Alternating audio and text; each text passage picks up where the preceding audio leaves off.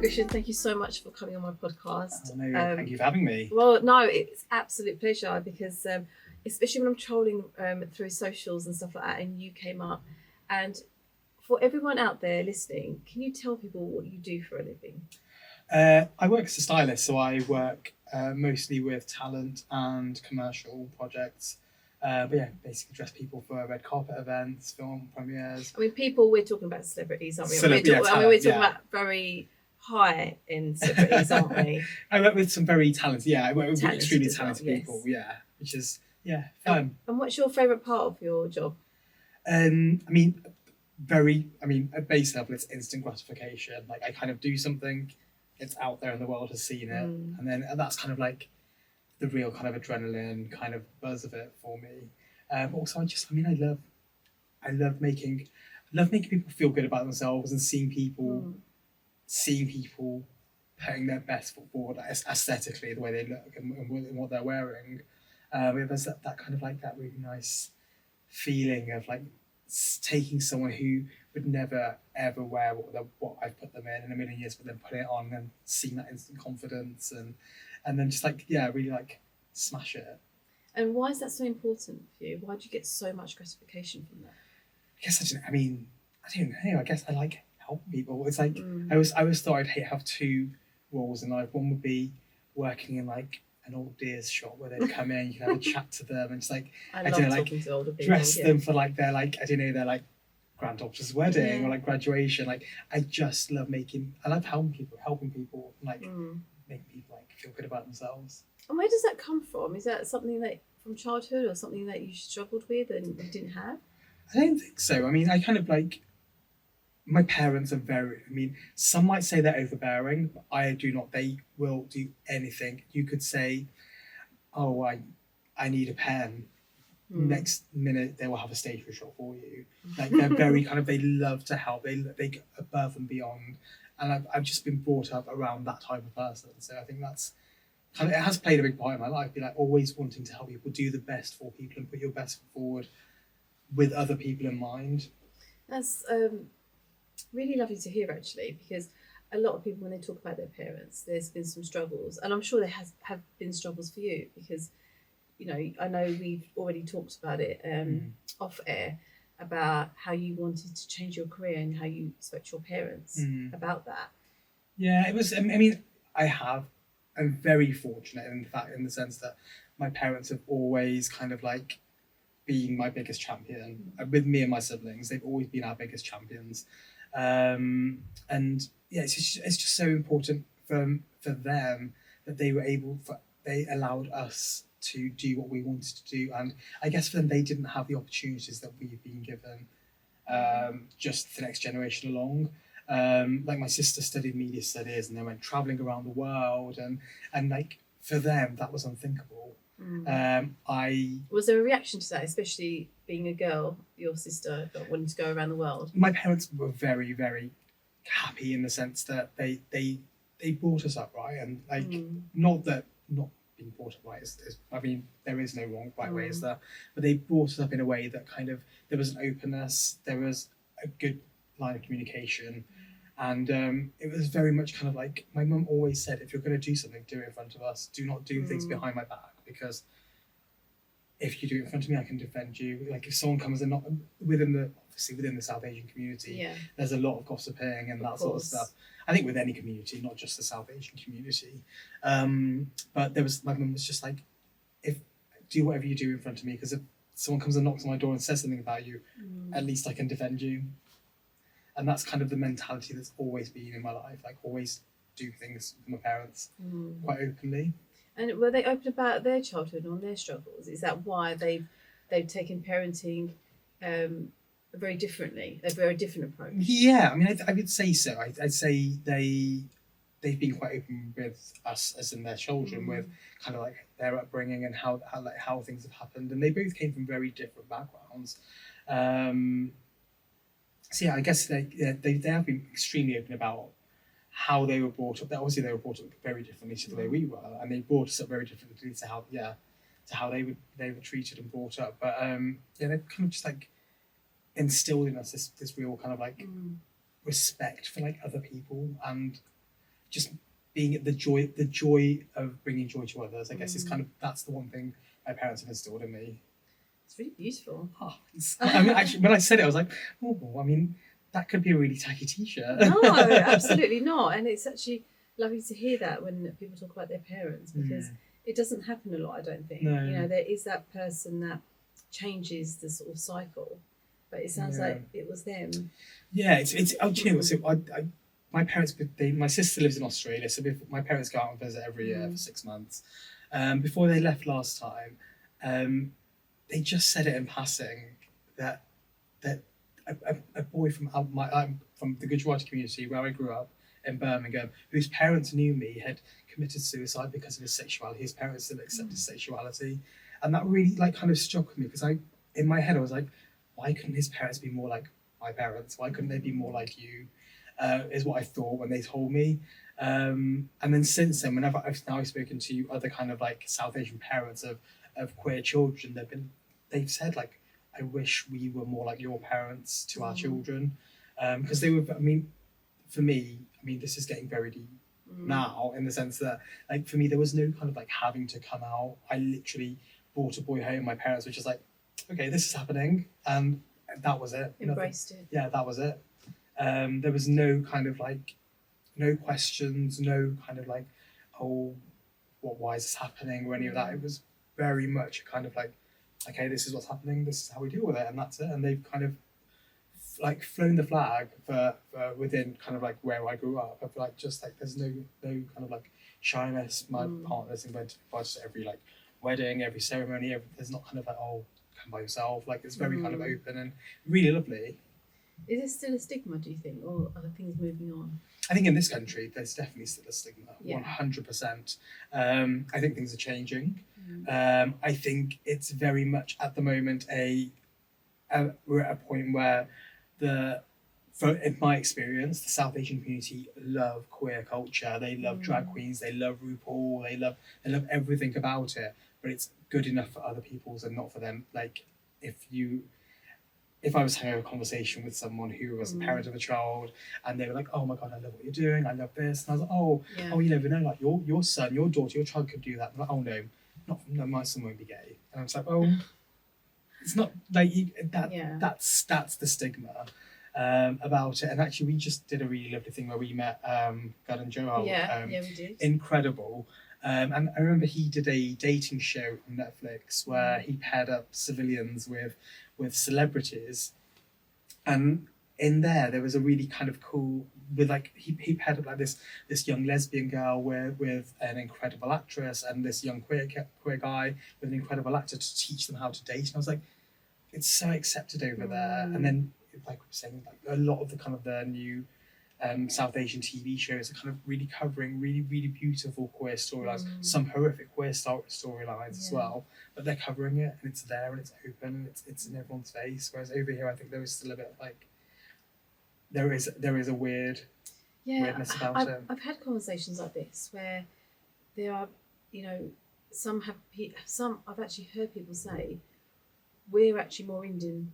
Then if you go to India, when you look at the Bollywood and the short skirts and things and what they were wearing, in that sort of field, and to what we were, like it was very much still, you cover your shoulders and things like that. And there was a saying that I heard growing up that we're more Indian than they are. Yeah, I think there's a fight for people to preserve their culture over here, whereas over there they just live and breathe it. Whereas over here, it's kind of like we need to preserve this because like this is our culture and this is how things are done. And if we don't preserve it, then the next generation won't have it because we're in this country. Yeah. I don't think it is about that. I think it's about kind of embracing the openness and the beauty of the culture. I mean, we invented the Kama Sutra. How can we go wrong? We cannot get much more open than that. But this is it, isn't it? And that's kind of why I did my podcast, because it's very hard, especially for first generational British Asians in this country, to navigate between two cultures. And people constantly strive for being one within one community and being one in another, but not embracing the both. And I think people still find that hard. They still find embracing both because you're not being loyal to one or the other. There is that sort of feeling, and it's a feeling that when I speak to people, there's still a confusion. There is an understanding of what I'm saying, that it resonates with them, but there's still this part of them that feels like if they choose one, they slip, and they're moving away from part of their identity from the other. Yeah, I guess it comes from the shame as well, doesn't it? It's like there is that shame element kind of like within many cultures, especially I know within the South Asian community, of kind of like there is like shame of not living up to the standards that have been upheld or that are expected. And like I think now we really do need to like shift and like change those expectations of what growing up as British Asian is. Yeah, I see. I find shame so deadly. It can literally kill people, and I find it really hard that we still are trying to talk about and educate about shame and what actually shame is, and how we deal with it, because obviously it comes from a long line within family, within community, within culture, of what is right and what is wrong. Do you have an experience at all where you've been made to feel shamed? You've been made to feel... I don't really think so. I mean, I generally don't have much shame. I will speak to anyone. I will do most things.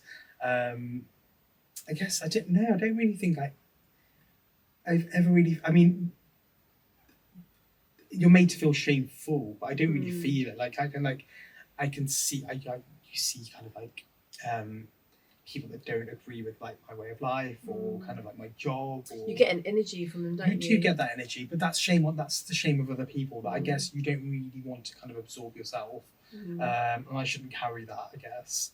But I mean, that's kind of the way I've experienced shame, is other people's shame of what I do or how I am or how I act. And what do you think? So, I mean, these are some of the struggles that people are facing right now, and we're talking sort of around the subjects of mental health. Has there been any like downtimes for you when it's come to mental health? I mean, we've all felt down. But have you ever felt like quite deeply? I don't think. I mean, I genuinely don't think so. I mean, I've got quite a nice support network, and obviously everyone has their ups and downs. There's been obviously times of utter sadness. I mean, I went through a pretty awful breakup not that long ago, but the way I dealt with it was I kind of like I put all my feelings down on paper and then kind of published them, and it was kind of like this like thing. I was just like that. It was kind of like my own way of doing therapy, I guess, at the time. So there obviously there's always going to be sadness in life. We have to like everyone has their own way. There is no correct way of dealing with it, I guess. So we have to just do everything we can to kind of like. Not survival of the fittest, because I think you should live, like not just survive. So that seems quite like you're always fighting. Yeah, and life isn't a battle. Like that's the thing. That there has to be like an element of embracing and enjoying life. But I think you have to have your own way of dealing with it, and it's kind of acceptance as well. There's a lot of non-acceptance of kind of sadness and those kind of feelings within the community, and kind of like I've experienced growing up anyway. I found as well, like you just have to be honest. When we talk about mental health, especially within the community, South Asian community, but any community, whether it's your neighbour, within your family, your friends group, or anything, I do find I wrote an article once about I'm fine, I'm not fine. You know, I'm actually, the amount of times we say to people that we're fine, I'm okay, yeah, it's all going well. There's sort of the generic responses that we tell people, but actual facts, yesterday I nearly broke down. You know, like if we were actually honest about it to people, they would obviously return that, and they would also talk about it. But I think people just don't want to talk about it. They find it hard to talk about mental health. I think also people passively ask as well, because like I might ask you, how are you doing, not actually wanting to hear the answer, not wanting to hear actually what's happening or what's going on, but just want a passive like, oh yeah, I'm cool, no worries, like it's all good. Whereas I think something we're taught, I feel. Yeah, 100%. Whereas I think that there's been a campaign recently where like really ask your friends, kind of like if you ask them are they okay, and they say yeah I'm fine, but you don't feel like they are, ask them again. Like you have to really kind of like show that you're interested and you want to go to that place with that person and kind of really kind of understand how they're feeling. And it is about, I guess, that there's the surface chat, but then obviously if you really need to kind of get deep with someone, or you want someone to get deep with you, you have to kind of ask again. And I think as well, like, people expect people are psychic and they're not, you know, like people do have their own lives, and I think that's what people take literally, like, you know, in the wrong way, I think, as well. You know, I turned 40 this year, and I've really, really found my friendship group. I've been through all like ups and downs. I've had the same friendship group, and we've all been through different experiences and stuff. And what I have found is what I expect from my friends and what they expect from me, and actually they don't always match. Being honest, you know, and I have found that really difficult, and I have found that actually I have found a real peace with it, because I was expecting, I think, my expectations and what their expectations, I think I was expecting too much, especially when people have different lives as well. And I always said, like, I used to blog and stuff like that, my articles, and my friends never share it. They never share my stuff, just because I'm an 80s child and they're not as social media savvy, you know. But I used to sometimes take it like, you know, why aren't they doing that? Like, take it literally. But actually, when I have a problem and when I am so sad and I need someone to talk to, they're the first people I go to. And it's like, what does it mean to actually be a friend? Is it just you want someone to like share your stories on Instagram, or is it do you really need a shoulder to actually uplift you and help you? Definitely, yeah. And have you found that with your friendships, that you have different friends maybe for different subjects that you want to talk about? I think, yeah, I mean, I have like my kind of core group of friends, and obviously it changes over the years. And as you say, like the kind of older you get, like the group gets smaller and smaller and smaller. And what you prioritise as well is important. That's 100%, and it is the expectations. Like I can't, if I'm going to do something. When I was in my 20s, I would expect, like, if I had a birthday, I would want like 50, 60 people there, a Mardi Gras. Whereas now I'm like happy with like 6 people at a dinner, and like that's live, or like, do you know what I mean? Or even like my 40th is coming up, and in February. So my partner would like discussing what we're doing, and I was like, I want to be with my partner, my mum, and my dad, and I want to go like I just want to go to like Mumbai or like go to India for a week, and just like, kind of like that for me is like what I want to do, just like to be with like my fist, not like kind of like the 4 people that kind of like make my fist, and that's it. That's what I want. So yeah, that's kind of it. Just gets smaller, and then I'll do something different with my friends, like my friends over here. But kind of like what's going to be important to me is like just being with my parents and my partner. Like, Right, amazing. And what is important to you at the moment? Obviously, friendships are very important. Your partner, and in terms of your career, you know, you say you're approaching 40. Yeah. I mean, you know amazing people. I mean, like we were talking about you working with the Chantilly brand, things like that. So, and you know so many like amazing people as well, and you've styled them, probably seen them quite intimately. We didn't talk about that. No. So, what's your kind of next step? I suppose you've sort of lived your dream. Yeah, I mean, I grew up in the Black Country, but like in the West Midlands, like it is. No offense to the Black Country, because I love it, but it is pretty much the armpit of the country. It is. There's not a lot going for it. There's people that you grow up there, you stay there, and I mean, everyone is happy. Everyone has a very kind of content, happy life, but there's no kind of like real ambition or kind of dream.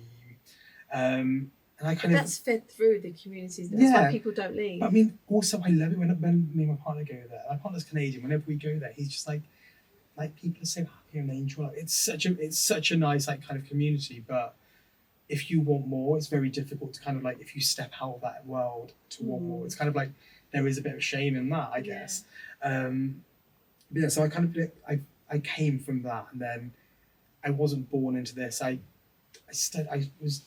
thought I wanted to be an accountant I started. Of course you did. Yeah, exactly. That was like, I started an accountancy apprenticeship and then kind of like met a drama teacher who was like, you need to be doing this, and then did a drama course and then kind of went on to study PR. So it's kind of like the tangents my life has gone on, and I kind of like just kind of embraced it along the way. So yeah, I guess like it has been a really kind of colourful and fruitful life, and it, for me, hopefully, touch wood, it's still going to keep going that way. Like there's still so much to do. And what is there to do? Everything. What isn't there to do? No, I mean, I love what I do. I work with some incredible people who have done the most incredible things in the entertainment industry, which is very exciting. So I mean, that's kind of, I hope that continues. Continue to work with great people who are also achieving greatness. And then I guess kind of like, more, I would love to sit my teeth into other projects, kind of like more kind of like creative direction roles, kind of within the entertainment industry would be amazing. Amazing. Explore that. So talking about people you have worked with, yes, I reached out to somebody. Okay. I think you're going to know the voice. Okay. And basically, he has sent me a voice note, and I want your reaction to this. Okay, I wonder who it is. Who do you think it could be? I don't know. I literally have no idea. Okay, so I wanted to know just a bit more about you. Okay. And how you're perceived in your circles. And I had this message sent to me. So let's see if I can. My favourite days are when Krishan and I have a fitting, because I'm always blown away by how he manages to raise the ridiculousness of the things that he puts me in. So funny. Every time I try stuff on, I'm like, how has he gone further than the last time? Most of the outfits he's put me in are simply impractical as clothing. There's more than one where you wouldn't actually be able to walk through a doorway. Like you have to walk sideways or something to get actually into rooms. But they're always so colourful, so creative, so funny a lot of the time. I just love what he puts me in. On the first episode of Late Night Nice, my aunties, who are very opinionated, said, as I came out on set for the rehearsal, "What are you wearing? You look like you're in some curtains," I believe is the comment, not the most original of comments. Little did they know that Krishan was sat behind them. They didn't know who Krishan was at that point. And he said, I'm the stylist, Krishan. And then on subsequent weeks, he would always check in with them in the rehearsal to make sure that the aunties approved. And I believe for the rest of the weeks that they did. So now, essentially, Krishan works for my aunties rather than for me, which makes sense, I think. But yeah, he's brilliant, and I'm very lucky to work with him. Ah, so I'm kind. going to have a cocktail now. Bye. He's busy having his cocktail. Very exciting. That's so funny. He's so lovely, isn't he? Joe is one of my favourites. Actually, one of my favourites. And and the way he talks about you as well it's just so lovely. There's so much love there, isn't there? Yeah, what was it like working with him? He's incredible. Like he said, like I kind of like set the bar every time we kind of do something of what is he going to say no to? It's kind of a challenge to me. What is he going to say no to? What can I do? I once pulled out like a gold pig snout, and it was the first thing that he put on. He just like whacked it on his face and was like, "This is it." And then it made it into the magazine that we did. Like he just never says no, which is incredible. Is he one of your favourites? Yeah, definitely one of my favourites. He's incredible. Like I say, like some of the work we do, like you're just like, I mean, is this going to work? But we always pull it off. And is that to do with your creative, or both of you just coming together and working with each other? It's kind of it's both, but like it's a very collaborative thing. So kind of I will always have sketches maybe done of things I would like him to wear. It gets to the point with a client where you have like I like to now narrow it down. Some stylists work where for each fitting they will have racks and racks and racks of clothes. For me, the longer I work with someone, I want to narrow it down to the point where I'm going to bring them one thing and it's going to work. And kind of, I feel like that's kind of where I'm at with Joe, amongst other of my clients. But yeah, with Joe, I know like if I'm doing something with him. So we just did Late Night Lights at his chat show, and it was 5 weeks long, and I literally did 6 outfits for him. That's all that was on the rack. There was no kind of like options. It was like, this is what we're doing. and it's kind of trusting the vision. Everything was signed off. He trusts me. I trust him. I trust that he can pull off what I put him in. He trusts that I can kind of deliver on what I say I'm going to deliver on. So yes, it's quite a collaborative thing. But yeah. And I suppose you start becoming into a friendship. It blossoms, doesn't it? Yeah, definitely. I think like you become the inner circle when you're. I mean, like you see these people in their pants, like they're like everyone else. Like, so you become part of the inner circle. You're in their inner space. That you're in their dressing room when they're letting their hair down. When they're kind of, they're having those moments. Like you're kind of there with trusting them. you. I mean, Joe actually trusts you. With all of my clients, there has to be a trust there. Amazing, and obviously, Joe is your favourite or one of your favourites. And who else is there? Because obviously there's Mira Sayal. Yeah, I love working with Mira, Anita. I look after Vicky McClure. All incredible. Really kind of it's really kind of a nice roster of people I work with. And it's not kind of like I just do like size 8 women or like kind of like size small. Like I have a really nice spectrum of people, which is what I like. It kind of allows me to kind of flex different parts of my brain, solve different problems, kind of work how things work differently, but still kind of make it look incredible. There's obviously women, but I'm sure men do as well. There's a complex about bodies, isn't there, and like beauty standards and things like that. You must hear some kind of people really feeling down about themselves. So what I find really interesting is because I'm obviously looking at when I work with someone, I'm looking at them through other people's eyes, and I guess it's kind of like allowing someone to see themselves through someone else's eyes is when the stylist gets it right. I think so. One of the most common things I hear is I would never have picked that up, and that's because this is what I think. You have grown up thinking that you don't like, I don't know, your kneecaps. You never want anything with your kneecaps out. Whereas actually you can, like, I've actually got you something where I don't know, your whole leg's out, and you think it looks incredible. So I think these your stigmas kind of grow. Everyone has these issues. I have these issues, but I'm just like, I don't like that part. But yeah, I think it's just kind of like seeing yourself through someone else's eyes, and then kind of like really embracing that. And what kind of celebrity or person or have you given an outfit to, and they've just absolutely been blown away? Is it every single time, or is it? I wish it was every single time. No, I mean, like I say, like it's about building relationships with people, and I love to get to that point where it's one outfit. I turn up, send them a picture of the outfit, and they're like, okay, this is cool, and we make it, that's what works. And that's the point I love to get to with my clients. And I'm touch wood, I'm at that point with a lot of my long-term clients, which is nice. And that's good in itself, isn't it? I mean, that just shows how good you are at your job because they're coming back. Exactly. It's just the way that I work. I mean, for me, if I was presented with a rack of clothes, like kind of like 30 or 40 options, and I had to pick something for myself, I would be so confused because I'm always like, oh no, I like this bit and that bit and that bit. Whereas like, I'm kind of like very decisive and like, this is what we're going to do. This is the vision. This is where I want to go with it. And this is how we're going to execute it. Because I think it's overwhelming. It is overwhelming. I mean, when I do fitting, I've taken kind of like non-talent clients out for fittings, and they're like, okay, so we've got the whole day, and I'm like, well, no, you're going to want to try on 4 or 5 things, and then you're going to be knackered. And like, your brain's going to be like, oh, I don't know what. You're going to get confused, and you're not going to remember anything. So we'll do like a 2-hour fitting. You'll try on 4 or 5 things, and then if we don't want to try more, we'll go away and come back another day because it's just overwhelming to have that many options in front of you. And has there been any shocking ones? I mean, we talk about Joe, but but any ones that... I mean, Joe's just fabulous. It's not shocking. It's always fab. Everything we do is always just like the next level of fabulous. It just sounds fun. Do you know what? Again, for the show we just did, I got to work with some incredible designers, like regional ones from up in the West Midlands, through to some people down here. Like there was this designer that we saw at Graduate Fashion Week, and I was just like, I want this person to make an outfit for Joe. I approached them and they were like, yeah, 100%, let's do it. And we had it made for him, and it was just incredible. And then obviously all the travel man stuff we get to do together was exciting. So yeah, I mean, there's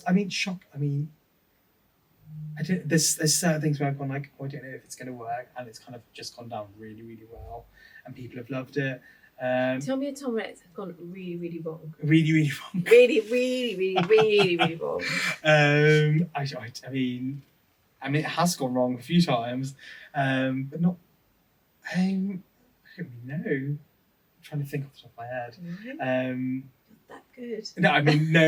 I mean, there have been times when it's gone wrong. I just can't think of one off the top of my head. But so when it does go wrong, what is that like? Like, what's the situation? I mean, we have to remember, it's without downplaying what I do, because obviously there are thousands, very talented people that do what I do for a living. It's just clothes. Yeah. Like, we lived for millions of years without them. Like, it's just clothes, and also it's very subjective. If someone doesn't like what you're wearing, that's on them. Like, as long as you feel good and you look good, I'm cool with that. Has there been a time where someone that's absolutely stunning but they hate the outfit? I mean, I've got a folder on my phone of the ones that got away, which are looks from fittings, which got edited out because we went with something else, and then you look back on them like a year later or like 2 years later, and you're like, oh, why didn't we do that dress? Why didn't we do that? And you're like, oh, so I have that secret folder on my phone of like, I call it the ones that got away. Oh, I love that. Amazing. And is there someone that you haven't worked with that you'd love to work with? Ooh, I mean, there are loads of people that I would love to work with that I haven't worked with. Obviously, not including me. Not like, you included. That will happen. You that included. Will happen. But I mean, I'm happy to work with anyone. I don't say no. Because I find it's an honour if people want to work with me. That's how I see it. Like, if you approach me and you want to work with me, I see that as an honour for me. Like, you've seen my work, you like what I do.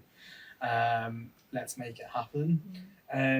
So yeah, I guess like that's kind of the kind I like, and that's how I would like to continue growing. And if you had to do something else and not be a stylist and not do what you're doing, what would it be? I mean, if Laura Ashley was still going, I would love to work in Laura Ashley. Really? I mean, just the old dears coming in, having a natter. Oh, you do love that. You've mentioned that. That's my vibe. Like that. I tell this to my partner all the time. Like, if I could work in a shop for the rest of my life, I would 100% do it. I love that. Really? I love that shop life. That kind of like, Amazing. Obsessed with it. Obsessed with the drama. Like, I always follow the TikToks about the drama that's gone down at Poundland. Like, really? behind the scenes, I'm like, yes, that's my kind of drama. I just can't imagine like the job that you do. Like, when you meet these people and you're styling them, and you're really listening to some of their wives and stuff, and some of their real complex issues that they have with themselves. I mean, it can get quite sad, can't it? It can get quite. Yeah, I guess. I mean, fortunately, touch wood, I guess. We say most people I work with are in kind of like are in like a really kind of good place, and there are, I guess, the kind of the people that have things that they don't like about their body that they try and hide and stuff. We always try and work around them, kind of help them make them feel comfortable, feel better about themselves, and just kind of like it's really what my job is. It's about making people feel good about themselves, because, like I say, it's very subjective. There's always going to be someone that doesn't like what you wear. As long as you walk out and you look and you feel like the best version of yourself, that's it's about making people feel comfortable. And I suppose as well, like, I have found beauty standards really difficult because I think everyone has their own beauty standard, and people like Kim Kardashian, and what she stands is what people actually believe is beauty is not actually the reality of what beauty is. I mean, it's so subjective. It is so subjective. You could talk to 3 different casting agents who are casting the same beauty campaign, and they would all cast very different people because it's so subjective. And what about like the diverseness of your role? Because you were saying earlier on about there's not actually a lot of people doing your job that are South Asian, right? No, there is 100% work to be done. I guess kind of like with the creative industries in general, I guess, in the South Asian community, it's always kind of, it's never really been seen as a viable career, and there's always that kind of stigma of you can't fail. Like, there is no backup plan. I mean, I moved to London with 1 month's rent in my back pocket. Lived in a 1-bedroom flat with 2 other people. We had no lounge. Like one lounge is a bedroom, the lounge is a bedroom, and then we had Yeah. the bedroom and the kitchen, diner as the communal space, and like just kind of made it work. Like, Yeah. do you know what I mean? Whereas I guess a lot of people within the community would be scared to do that because we have such a comfortable. There's kind of that comfort and kind of like and I guess the regularity of like a normal job of kind of like going into work, and you've got to work hard for a living. You've got to you've got to pay your way, work hard, do what you've got to do. So people are scared to take the risk, and for some people, if it doesn't work out, going back and being like, okay, it didn't quite work out. What can I do now? Is always It's a fear, isn't there's there? that fear of failure. So I think we need to remove that because people don't think it is a viable career, and that's the one thing that I would love to change to help people understand that working in the creative industries is a viable career. You can become very it doesn't even come down to money. It comes down to enjoyment as well. Like you can have a very enjoyable career and life through working in the arts. Yeah. But there needs to be more of us. I remember the fact from one of the more liberal relatives of mine who lived in London and was like a yoga teacher, like very liberal. I remember when my parents were like, "Oh, this is Krishan, he's a stylist," and they were like, "Oh, isn't that a young person's game?" And I was like, "Really?" And also, I thought I was young at the time. Well, but what kind of thing is that to say? But then I was like, I thought, well, no, because like at the time the editor of Vogue was Alexandra Schulman. And I was like, well, no, obviously like she's like in her 50s, and then kind of like people that are at the top of their game are kind of like in their like kind of like past 40. Yeah. So it's definitely not just a young person's game, and that was coming from the more liberal side. So I can't even imagine to think what the kind of more traditional people in the community were saying. My parents backed me 100%. Were like, if you're going to do it, go full throttle. And I kind of worked past that kind of getting into the arts is always difficult. Obviously, there's that kind of like. I always think as well, if you stick to that commitment, you know, like if you stick to that commitment, whatever it is, whatever industry you want to get into, whatever role you want to get into, it might take a year, it might take 6 months, it might take 10 years. Yeah. But it's that commitment to yourself, to that choice that you have, that you make. Exactly. Sorry. And also like there's pivoting on both sides. Like I had to pivot kind of like what I thought I wanted to do and what I actually do now. When I first started doing what I was doing, I was like, I'm going to be like flouncing around wearing sunglasses and head to toe Gucci every day. And obviously that's not the reality of what I do. Like I walk around carrying suitcases and kind of like going to like tracing around London with like different bags trying to get this, that, and the other. But so you have to kind of pivot. It works both ways. Like there has to be changing of expectations. A reality, a natural reality of what that job is. Yeah, exactly. And it was really, really interesting. I think the show the British Fashion Council just did a talk with a bunch of South Asian men in the fashion industry, kind of like really like highlighting the need for kind of the community to get behind us. Like obviously we're one of the biggest kind of non-white sectors in the UK, so we're such a huge part of the public. That's not reflected, is it? It's not reflected at all in both ends, kind of like in campaigns or kind of like on the TV or anything like that. We need to kind of like really back. I guess we can't expect people to back us unless we back ourselves. No, that's right. So we need to be teaching people like you can make it in the arts, you can do this, you can. There are other routes in. And that's the problem, because there's not a lot of roles for people of South Asian.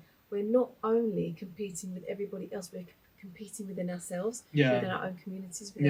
And it really does bring a bit of a bad taste to my mouth. Yeah, I think things are changing though, because I think we're not now always just like I guess the kind of like we said earlier, the kind of the surface level of kind of like just being like the funny brown people. Like it's not that's kind of gone now. We're getting British awards. Like look at stop laughing at us. Yeah, but we're getting those awards. Look at D.I. Ray, Pominder. She's now like I love Pominder. Got an incredible role in like a Jed Mercurio production. Like she's the lead character. Yeah. She's not because she's South Asian, just because she's a great actress. She's not the assistant. She's not the doctor. No, she's not the taxi driver. She is the lead, and it's changing for that, and that's where the industry's going, and that's where I think that's what kind of gives us hope. I guess is that's happening more and more and more.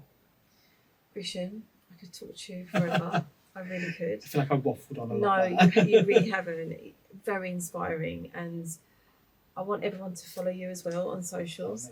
And thank you so much for coming on here and really like talking about, you know, the issues of mental health and, you know, and inspiring others to go into the field and into the creative field and follow their dreams. It really is fantastic hearing you speak. So thank you so much for coming on. Oh, no, thank you for having me. It's really